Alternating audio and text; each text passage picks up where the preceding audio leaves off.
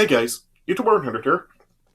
Alright, now here I am, continuing on with these obscure 2000s Disney film reviews. And next up, this is going to be a review for Treasure Planet. So this is a film that like when it was first released, I think it did like get like a little bit of recognition. Like people were kind of like talking about it for a little bit when it first came out, but it very quickly just like people really just stopped talking about it. And yeah, this is kind of like a really just seems to be like a film that just is one of the most forgettable um hand-drawn animated Disney movies. So yeah, this film is probably just like very forgotten about today, and not a lot of people really do mention it when they do mention hand-drawn animated Disney films, and even just like Disney films in general. This is one that just like really did seem to like just like really fall into like really big obscurity. And yeah, and so yeah, and plus yeah, this film didn't even like actually do like financially at all. Like now, this film actually did like a bomb pretty badly. Like in the film, like it only grossed about like a $109 million on its $140 million budget. So yeah, so it lost like over $130 million. So yeah, so this was kind of like something that like Disney animated films were really like going down under at the time because as I was talking about like in my Atlantis review, like that film really wasn't a big financial hit. And yeah, and pretty much like following Atlantis, just a lot of the Disney's hand-drawn animated films really were not doing financially well. The films really weren't making money, and this was like another one of those films. Yeah, and this is like really like why like Disney was really doing like like a lot of their direct-to-DVD animated sequels at the time. Yeah, and plus yeah, this was kind of like when Disney I guess was like starting to transition and into just the CG animation. Like yeah, this is really just like not really just Disney, but films in general. Like with animation, they were really like becoming more like CG animated than they were hand drawn animated because yeah, because like of course like DreamWorks at the time, like I think like they really weren't doing like they didn't do any more uh hand-drawn animated films after Spirit. So yeah, DreamWorks was really going down that aisle, and even like during this time, like Disney really didn't have like a whole lot of hand-drawn animated films made after this. Like they did like have a few made after this, and I am going to talk about those in these reviews. Yeah, but really just yeah, this is kind of like when one of the big examples of like how just hand-drawn animation really was like dying out because it really wasn't doing very well, and this film is another example of that. It just really like was a pretty big financial failure. Yeah, so the film really just yeah, it really was didn't really like succeed financially or anything. Yeah, but as far as how the film is itself, this is really like one of the most unusual Disney films because yeah, this is kind of like a this is like a like a how should I say like kind of a revisionist sci-fi take on the Treasure Island story. So this film is kind of similar to Oliver and Company because how Oliver and Company really was like the Oliver Twist story, but just like it was done it like with a very different twist with like like Oliver and Dodger and like all those other characters being like cats or dogs or stuff like that. Yeah, and it was really just set in like the modern day in New York rather than like London and everything. So yeah, and this is kind of like another one of those films because rather than like be so, like set in like the time that like the original Treasure Island story does take place in, this film is like set in the future and it's like in space and all that other stuff. So yeah, so it really is like a very unusual way of telling the Treasure Island story. Yeah, of course, like I think this was like Disney's third film, like based on like the Treasure Island story because, of course, like in I think it was 1950 they had that Treasure Island movie which was like one of their first live action films ever. Yeah, and then of course they had Muppet Treasure Island. Yeah, and then they had this film. Yeah, and really just when it comes to like how well this really does portray the original story, I really don't think that like it really does make a whole lot of sense to really compare it to the original Treasure Island story a whole lot, just because like of how different it is in its setup and everything, how it's like set in like the future and it's like in space and all these like alien aided life forms and everything. Just yeah, it just is like its setup is just very different than from the original Treasure Island story. So I really don't think it really does make a whole lot of sense to really compare it to the original story. So yeah, I'm really not gonna like make a whole lot of comparisons between this and the original story. So yeah, so I'm really just gonna really judge this more as just its own thing. Yeah, but yeah, and this was also done by John Musker and Ron Clements, who were also like the same team that like gave us The Little Mermaid, Aladdin, and Hercules. So yeah, so when you like hold it up to like those standards, it really like it comes up very short. Yeah, I mean this film really doesn't compare to like those movies at all, and I think this was actually John Musker and Ron Clements' last Disney project they worked on. So yeah, yeah. So how is this? How is like this film like actually as a movie?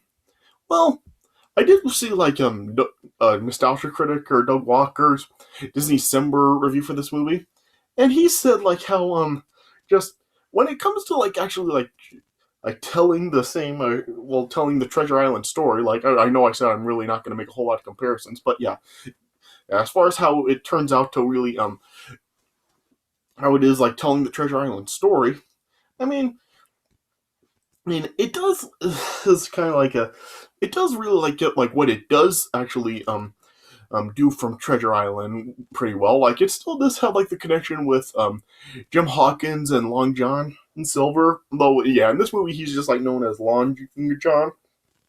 Yeah, and just yeah, with the connection between the characters, whether it's like Jim and his mom or like the captain and the doctor and all those and yeah these other like characters that have a connection. I think they do that pretty well. Like yeah, they still do have like all the connections and yeah the bond between Jim Hawkins and Long John in this movie it is done pretty well. Yeah, yeah. So yeah, when it does come to like actually telling the Treasure Island story, the film really is like pretty solid.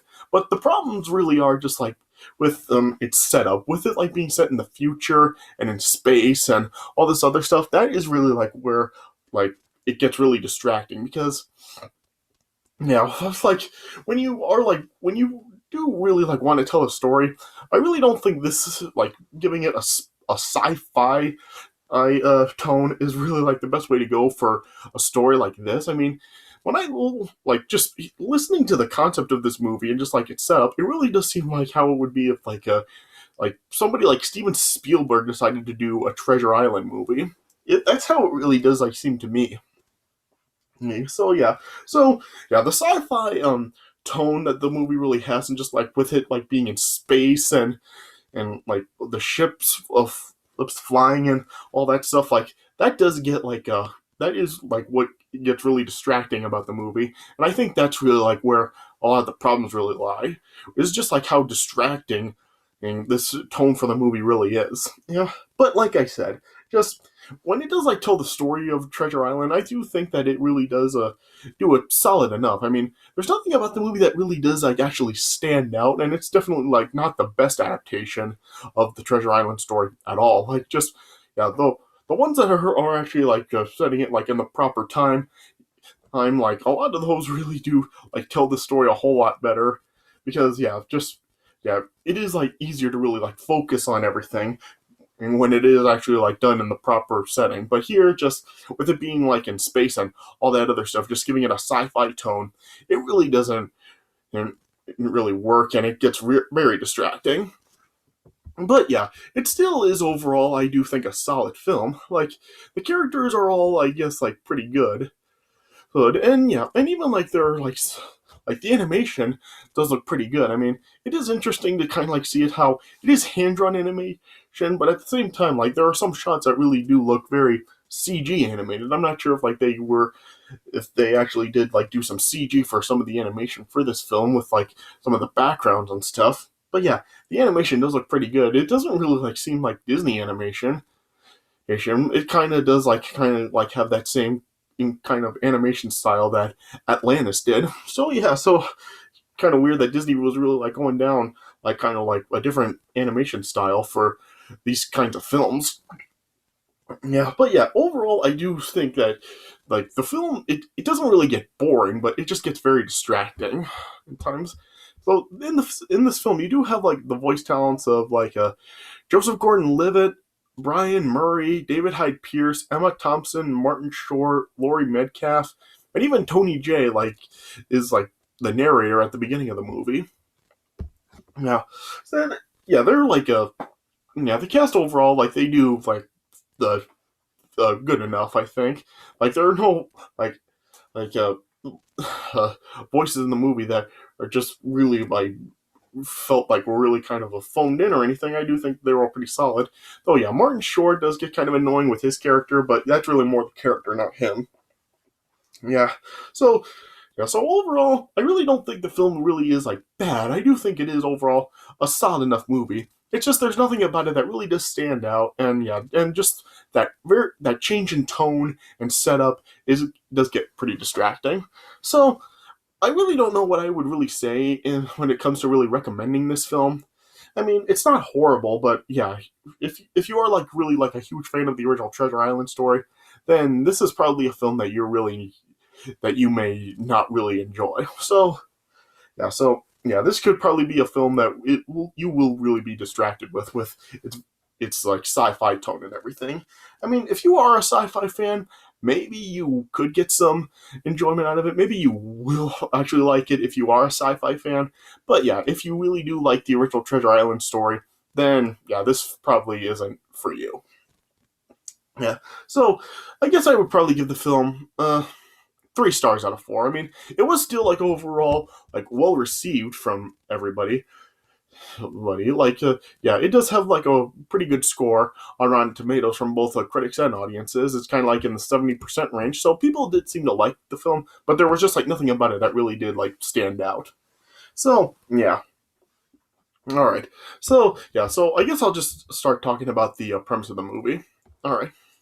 So, like I said, the movie is like set in the future, and as it opens up, it shows that like a very young Jim Hawkins is like like very does enjoy like stories of like the of Captain Nathaniel Flint and his ability to appear out of nowhere, and he was able to raid passing ships, and he disappeared to hide the loot from the well, to hide it on the mysterious treasure planet. Yeah. So yeah. So yeah. And Jim was really like felt that even though like this was only a story, seemed to be a myth, he really did believe that Treasure Planet actually did exist. Yeah. And then it cut to 12 years later, and this is like on the planet Montresor. Yeah. Yeah. This is like I guess set in like a different galaxy. Yeah. And it shows that like as Jim is now grown, it shows that he really does get into trouble a lot, and yeah, and for a Disney film, it actually does do like something actually different. Like he still like doesn't like he still is like without one parent, but it's not done like in the usual Disney style where the parent is dead. Like in the film, it like says that his father just ended up like abandoning him and his mother. So yeah, so interesting for Disney to really like do something different and not just like do the dead parent stuff again. Yeah, and it shows that like uh Jim's mother Sarah is like running a an an inn. Yeah, yeah, but it shows that like Jim really does like get himself into trouble a lot, and he's headed for juvenile hall if he continues on with his behavior. Yeah, but then it shows then one day that a spaceship crashes near the inn, and and the pilot on the ship, Billy Bones, gave Jim a spear to tell and told him to beware the cyborg. Yeah. And then it showed him like a gang of pirates like raiding the inn and burning it down. Yeah, and in this film, like it shows that like Jim and his mother are actually like humans, but yeah, like pretty much everybody else in the film, they really are like just like alienoid forms, or like just like animal human forms and stuff. Like just yeah, everybody else just like seems to be like a mutated creature. So yeah, so it is kind of odd that they did that for the film. Like they made Jim and his mother humans, but everybody else is just like mutated creatures. Yeah, so that's probably like another distraction people would have with the film. Yeah, but yeah, as the inn is burned down to the ground, Jim, his mother, and their friend Doctor Delbert Doppler were able to escape. And then when they got to safety, then like Jim discovered that spear he was given was actually like a holographic projector that actually had like a star map that actually led to the location of Treasure Planet. Yeah, yeah. And then, yeah, and Jim was wanting to go find the Treasure Planet, but yeah, his mother really was reluctant on him going, but Jim and Doppler then like decided to travel to in order to actually be able to get the funds to rebuild the inn. Yeah. And then, yeah, then it showed like on the ship, which was known as the RLS Legacy. He, he told that like the ship was like commanded by Captain Emilio, with her first mate Mr. Arrow, and it showed that the crew was led by like John Silver, who of course was like the cook, and he was like a half robot, and Jim like had the suspicion that uh John Silver was the cyborg that Billy Bones warned him about. But then it showed that like as Jim was like sent in the gallery to do work, like Silver was supervising him, and as well as like his shape shifting blob pet Morph, or was also supervising him to stop prevent him from actually discovering the uh, crew's intentions. Which yeah, if you know Treasure Island, you probably know what it is. Yeah, yeah, and it showed that like Jim really like wasn't really like trusting Silver at first, but it showed of course that they did like form a father son type of relationship with each other. Yeah. Yeah, but then eventually, then the ship ended up like encountering a supernova, and Jim secured the lifelines of all the crew members, which were just like pretty much like ropes tied to like a part of the ship. Yeah, and then as a black hole started to form, like one of the crew members group ended up cutting Mr. Arrow's lifeline, and he ended up like falling into the black hole to his death. Yeah, and yeah, then as the crew was mourning their Arrow's death, Jim ended up being framed for not securing Arrow's lifeline properly, but he assured everybody that he did, and yeah, then like Silver like knew that like Scroop was the one who did it, and then was calming Jim down.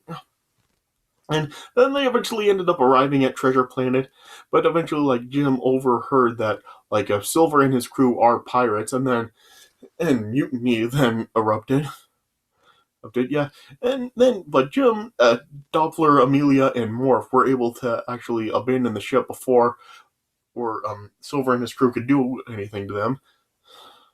And then, yeah, Jim then was able to also get the map, but yeah, Silver tried to go after Jim, but he couldn't bring himself to kill Jim, and then allowed him to escape. But they eventually ended up getting shot down, and Amelia got injured.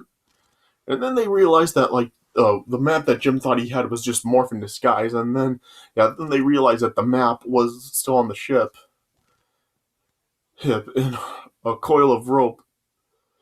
Hope Morph had taken the map too. Yeah.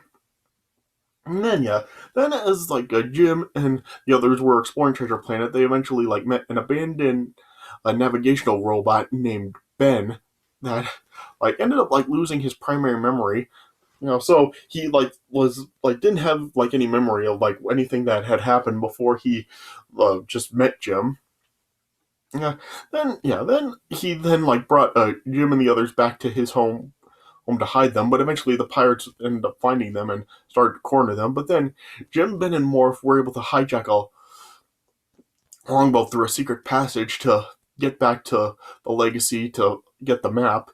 And then yeah, Screw actually like was guarding the ship, and then he uh, discovered them on the ship and started to attack them. But then and and like during the struggle between uh, Scroot and Jim, like as Scroot was about to cut Jim loose of the ship, Jim actually like kicked Scroop overboard, and he floated to his death into space. Yeah.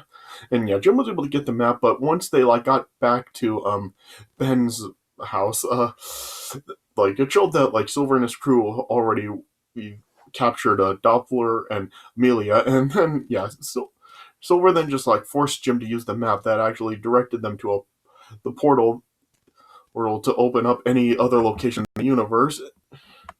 And then yeah, Jim then realized and Jim also like realized that that was how like Flynn actually like conducted the raids. Yeah.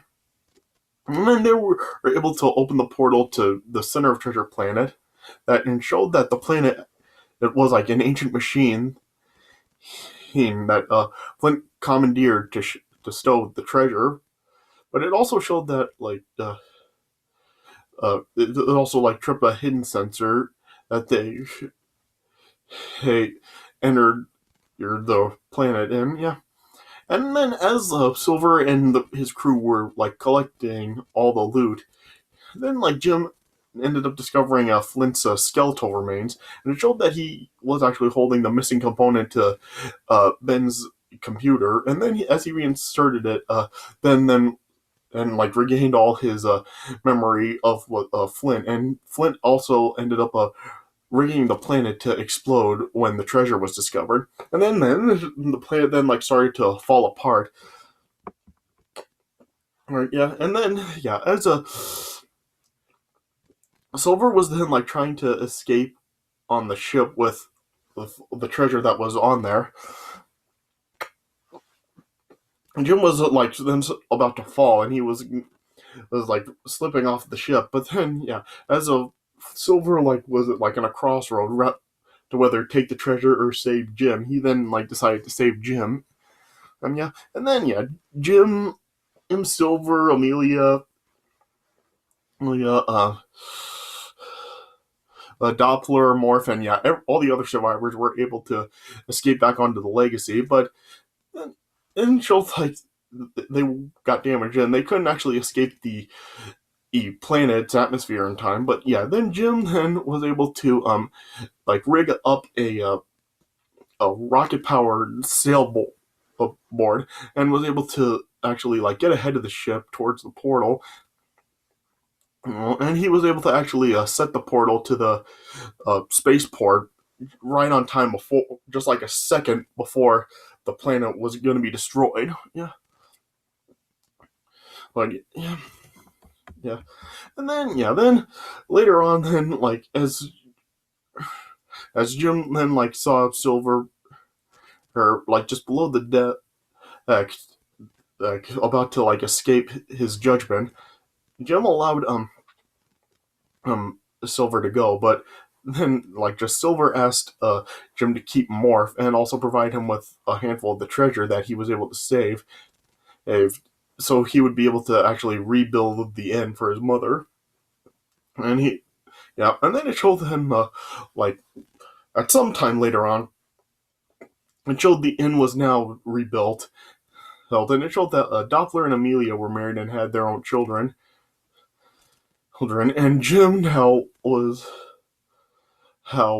now more matured, and he was now an interstellar cadet. And then yeah, the last shot of the film just showed like Jim looking into the skies, and it showed like an image of Silver in the clouds. And yeah, and then you just like saw like his eye just like flashing. Yeah, and then that's how the movie ended. So yeah, so there's really not a whole lot, like I said, that really does like stand out about the film. I mean, yeah, its main problem is just that with the sci-fi tone, it does get very distracting for acting when they are like telling this Treasure Island story. So yeah, that's really its main problem. But there's nothing in it that really is like particularly bad. Like yeah, the story like it is overall solid. All of the voice acting overall is pretty good. The connection between the characters are pretty good, and yeah, and like I said, it does have some pretty good animation. But yeah, it really does just come down to the space tone, and that is really the main problem with it. Just because it can really get distracting acting for a lot of people, especially the ones that really do like the original Treasure Island story. And yeah, just like all the stuff of like with the space tone and everything. Yeah, that really is just like the distracting part in it. Like if they actually tell like just the normal Treasure Island story like in the proper time, if they did like an animated actual Treasure Island movie, this movie probably would have turned out a lot better. I think that if they would have like just gone for just the normal Treasure Island story instead in the proper time, um, I think this movie probably would have done a whole lot better. Yeah, but yeah, as is, like I said, it gets really distracting, but it's not really anything particularly bad about it. So, yeah, so as I said, I'm really not sure what I would say in terms of recommending this. Yeah, so like I said, like if you really are a huge fan of the original Treasure Island story, you probably won't like this film. But yeah, if you do like science fiction, then maybe you will actually enjoy the film. So it really just comes down to like what you really are into. So So all I can really say is just I don't know what I would say in terms of recommending this, but if you find enjoyment out of it, that's good, and if you don't, that's fine too. All right, so like I said, 3 stars out of 4. There's all right. So yeah, all right. So I guess that's all I can really say about it. All right. So yeah, so this is it for my review of Treasure Planet. So I hope you guys did enjoy this review. So thanks for watching, and I'll see you guys later.